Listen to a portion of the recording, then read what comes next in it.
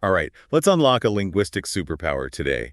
We're going deep on English verb tenses. Verb tenses, yeah. They can be a little intimidating. They can be, but they're so powerful. Like, understanding them can totally change how you express yourself. It's true. Verb tenses, they're like a time machine for language. Ooh, I like that. A time machine. Yeah, they let us jump between the past, present, future, and they like add all these layers of meaning to what we say and write. Okay, I'm ready to break this time machine down. We've got a ton of research on verb tenses, how they work, and I'm already finding some surprising things. Like, do you know that every single verb tense in English, it's built from just two basic components? That's right, yeah. It all boils down to time and aspect. Time, okay, that seems pretty straightforward. Right. Past, present, future. Exactly, yeah. Are we talking about something that happened, something happening now, or something that will happen? Makes sense. But what about this aspect thing? Aspect is like, well, it's like the lens we use to look at the action. Okay, a lens. Right, yeah. It tells us how the action is happening. Is it a single finished action? Is it ongoing? Or is it like an action that connects different points in time? We have four main aspects in English. Four. Okay, hit me. Simple, continuous, perfect, and then there's perfect continuous. Whoa, so 3 times, 4 aspects. That's like 12 possible combinations? You got it. 12. No wonder verb tenses can feel so overwhelming sometimes, right? It can definitely seem that way at first, but just like when you're exploring a new place, having a map makes all the difference. So we're giving everyone a map and compass today for verb tenses. Exactly. We're equipping you with the tools to navigate this landscape. All right, I'm ready for an adventure then. Let's start with time, the familiar part. Past and present seem pretty simple, like you just change the verb go becomes went. All right, absolutely. But here's a fun fact, and it kind of blew my mind when I first learned it. English doesn't actually have distinct future verb forms. Wait, really? Yep, no future forms. How do we even talk about the future then? We use what we call auxiliary verbs, those little helpers like will or going to. So English isn't afraid of the future, it just outsources it. You could say that. And this way of doing things, it gives us a lot of flexibility. We can express all sorts of different shades of meaning when talking about what might happen. That's interesting. This is already making me rethink how I use tenses. Yeah. Okay, so we've got the past, present, and this unique future situation kind of figured out.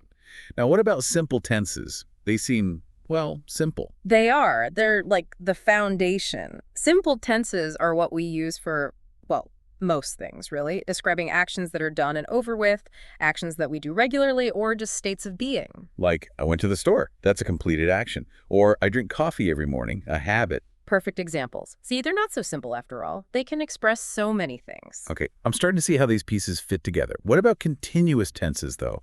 Those always felt a bit trickier. Okay, think of continuous tenses like a movie camera, capturing things as they're happening. Ah, got it. Right. They give us that feeling that something is happening right now, like it's unfolding, not finished yet. So like, I am recording this deep dive. Or, I was dreaming about flying last night. I like that. Exactly. It adds that feeling of action, of movement. Helps us make things more vivid. Okay, this is making me think about how I can use tenses. Like, more intentionally in my writing. Yeah. Okay, so we've got simple, continuous. Now, what about perfect tenses? Those always seemed a little, well, scary. Perfect tenses, they're like time travelers. Time travelers. Yeah, they don't just describe actions on their own, they connect them across time. They show how the past, present, and future relate to each other. Oh, okay. Give me an example of this time travel magic. Sure. Imagine you're talking to a friend and you say, I have finally finished that book I was telling you about. I have finished. Right. That's the present perfect. Yeah. You finished the book in the past, but you're talking about it now, and, you're probably still feeling good about it. So even though finishing the book happened in the past, it still matters now, in the present. Exactly. And that's just one example. Perfect tenses can connect actions in all sorts of ways, adding all these layers of meaning and showing how actions can ripple through time. Okay, my brain is officially buzzing. We've covered simple, continuous, these time-traveling perfect tenses. I think I'm ready for the grand finale now, what happens when we combine perfect and continuous. Get ready for it. This is where things get really interesting. We're talking perfect continuous tenses. Ooh, perfect continuous. Sounds intense. They're powerful, that's for sure. Imagine them Like those time-lapse videos, Time-lapse videos. Okay. Yeah, where you see how something changes over time, perfect continuous tenses. They let us do that with actions. So we can zoom in on something that's happening, something ongoing. Right, but they also let us connect that ongoing action to another point in time. They emphasize duration. Okay, give me a visual here. What's an example of that? Sure, sure. Imagine you're talking about training for a marathon, right? You could say, I had been running 5 miles every day for months before I even considered signing up. Had been running. Okay, yeah, that makes sense. You're highlighting how long you were running, but you're also connecting it back to that moment when you decided to sign up for the race. So all those miles were building up to that decision. That's cool. Exactly. No. Perfect continuous tenses add that extra layer of, well, meaning to the story.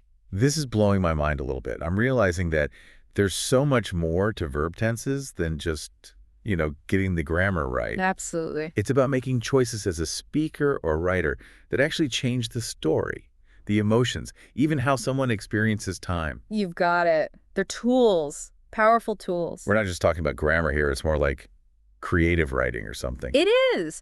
Verb tenses let you shape meaning, create different effects, influence how people see things. It's like having a whole palette of colors to work with, Okay, I need a minute to process all of this. We've got simple, continuous, perfect, and now this mind-bending, perfect, continuous.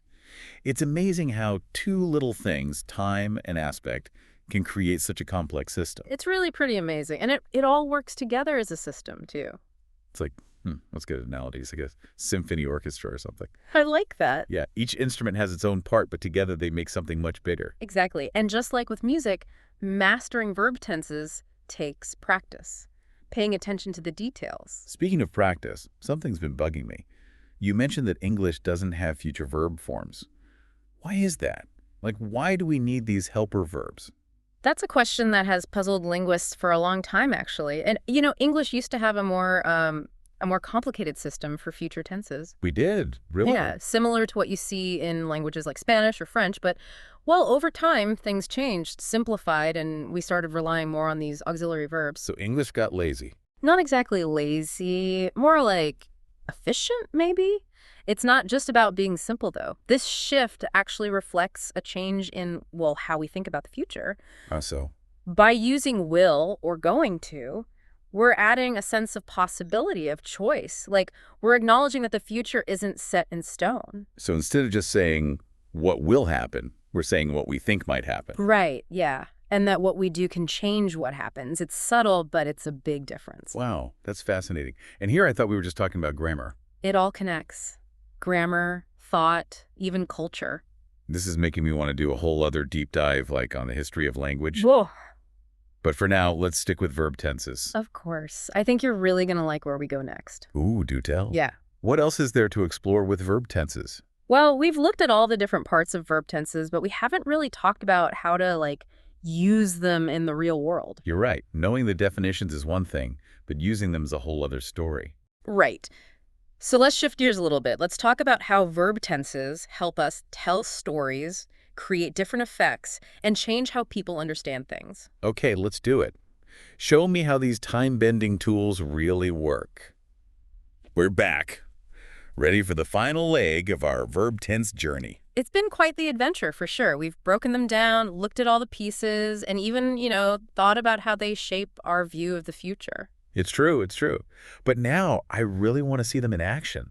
Like, how do we use all this knowledge? How do verb tenses work in the real world?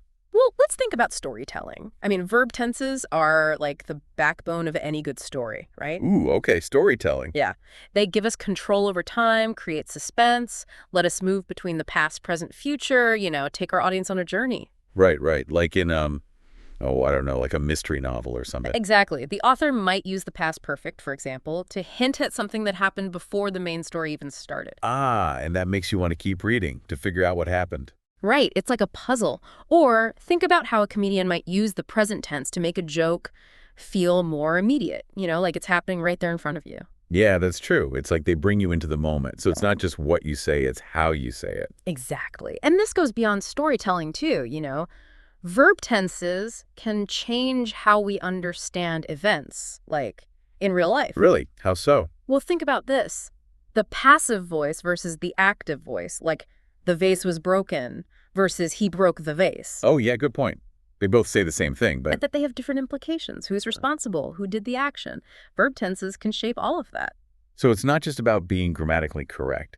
It's about choosing the right tense to get your meaning across. Exactly. Making conscious choices, about how you want to say something, what effect you want to create. Wow. This is making me see verb tenses in a whole new light. They're not just these like abstract grammar rules. Right. They're tools we can use to shape meaning, to make people feel things, to Right. even change perspectives. You got it. The more you understand these nuances, the more power you have over your language. I love that. It's like we've been given this secret decoder ring for understanding, well, not just grammar, but communication itself. I like that, a decoder ring. But as we wrap up this deep dive, what are some key takeaways you'd want our listeners to remember? I think the biggest one is don't be afraid of verb tenses. They're not the enemy, they're your friends. Okay, so embrace the tenses. Yeah. Yeah, embrace them, use them to your advantage. And, it all comes down to practice. The more you experiment with different tenses, the easier it gets. Practice makes perfect, right? Mm. Or perfect continuous. Exactly. And, have fun with it. Language is playful. Experiment, try new things, see what happens. I like that. It's like we've been given permission to play with language, to be creative with it. Exactly. You never know what you might discover. Maybe you'll even find some new ways to, spend time with your words. I'm definitely going to try. Well, on that note, I think it's time to wrap up this amazing deep dive into the world of English verb tenses. It's been a pleasure exploring all of this with you. Likewise. And a huge thank you to all our listeners for joining us. We hope you've gained a new appreciation for verb tenses. They're pretty powerful, right? Absolutely. And remember, it's a journey. Keep learning, keep practicing, keep playing with language. Until next time, happy time traveling, everyone.